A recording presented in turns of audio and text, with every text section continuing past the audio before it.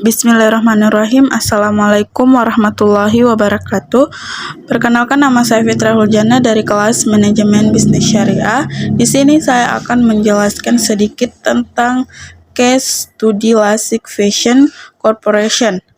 Nah, selanjutnya saya akan membahas, yang pertama itu saya akan membahas tentang studi kasus yang dimana translate. Pada puncaknya pada akhir tahun 2000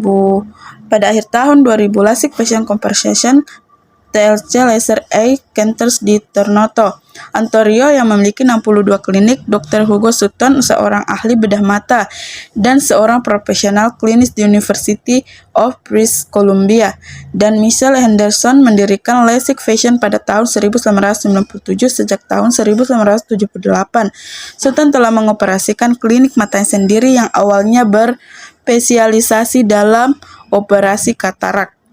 Nah, selanjutnya yaitu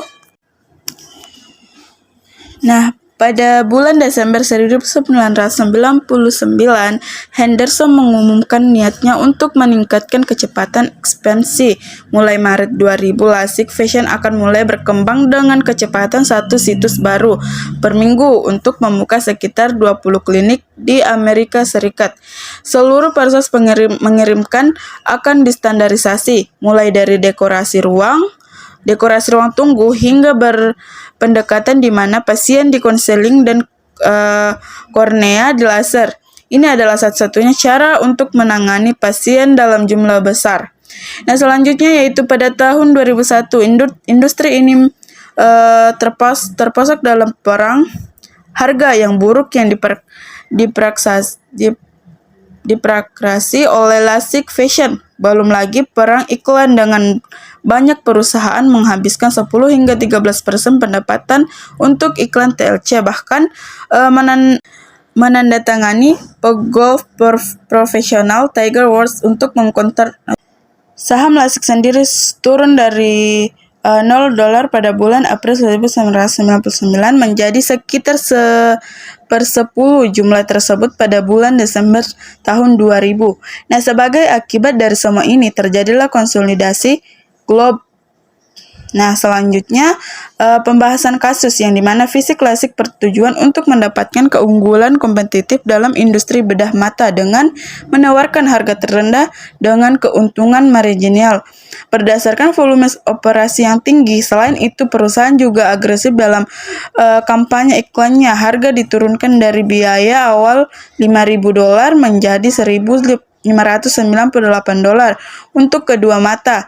Henderson berfokus pada fasiensial, produktivitas, dan pertumbuhan. Dia percaya bahwa volume massa dengan margin rendah adalah cara untuk keberuntungan.